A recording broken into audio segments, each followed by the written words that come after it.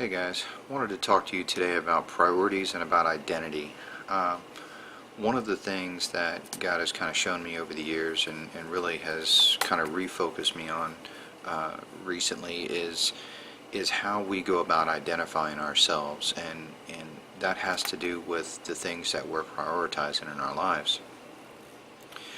What I'm referring to is that we, particularly here in current times in America, and even going back, maybe 30, 40, 50 years, we have a tendency to identify ourselves by our career. This is not really the case when you go overseas. When you go to these third world countries and things like that, you don't see that. It's not as prevalent where people are identifying themselves by their careers. But here it really is, and it used to not be that way. Because if you went back to the 30s and the 40s and the 50s, people went to work in factories. They did what we would consider today to be menial jobs. And they would go and they would do their work, and then they would come home to their families, and they would have neighborhood barbecues, and they would have church picnics and things like this. They would participate in these types of activities, but their job didn't define them. It didn't identify them. It wasn't their identity. And that we've gotten so far away from that today, where it seems like our every focus is on the career that we want, the likes and the desires that we have, and seeking after those things, and to the point where we're prioritizing our careers above everything else. I had a MARSOC friend one time who was explaining this to me, and he had told me one time that being a MARSOC operator was not who he was. It's just what he did. And it really kind of spoke to me, and it really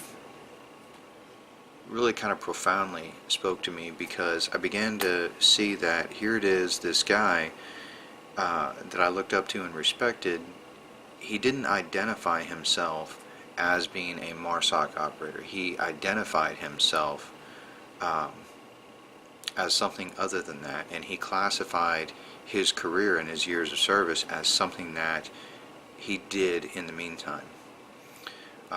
This is not really the norm, particularly in the special operations community. A lot of the guys that I've worked with and a lot of the guys that I've dealt with and stuff really have a tendency to identify themselves by that particular career path. And this is why there is such a, in my opinion, this is why there is such a high case of suicides, after service and retirement and things like that. Why there's such a high case of depression and things like this is because you've just spent the last 20 years of your life creating an identity that is based on your career. And don't get me wrong, it's not in any way a bad career, but when it becomes your identity, what are you going to do at the end of 20 years?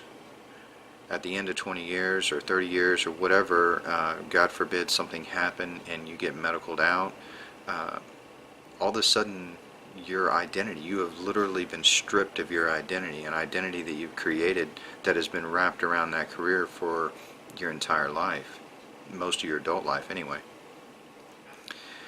And this is a huge problem for guys, because inevitably the guy who is still sane and still healthy, he gets out and he loses that identity.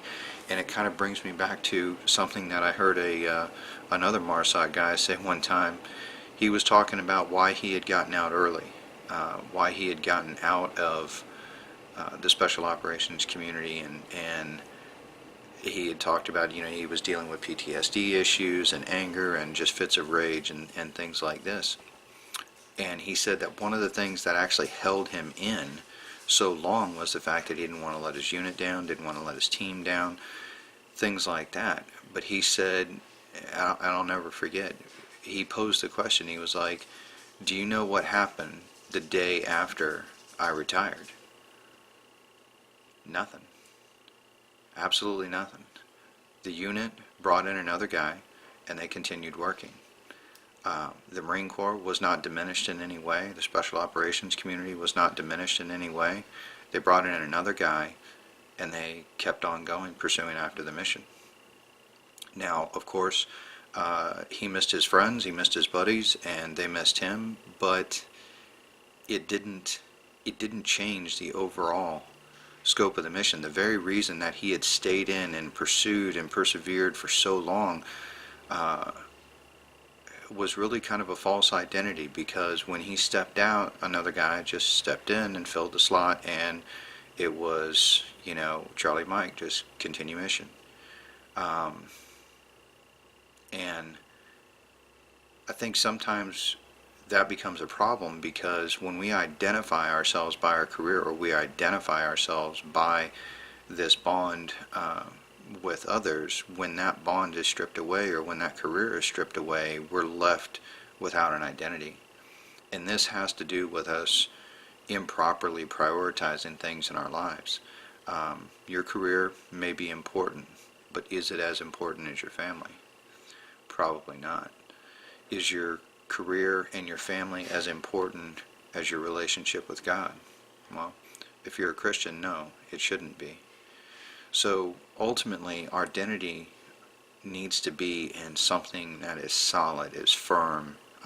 It's a rock, and our identity needs to be in Christ. I'm first and foremost a Christian.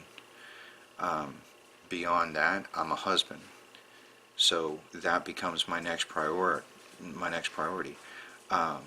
Beyond that, I'm a father, and then beyond that, I'm whatever it is I happen to be doing for a living.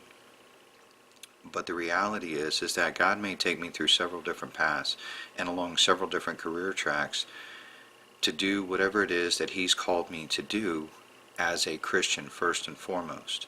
So I may be working this week in construction and working another week in teaching combatives to special operations guys. It just doesn't matter. Ultimately, my career is what I do. It's not who I am. I'm a Christian first and foremost, and I think keeping those things in priority will help keep you sane and help keep you focused on what's important, like we had talked about before, about perspective, keeping that heavenly perspective. So anyway, I want to share that with you guys, so God bless.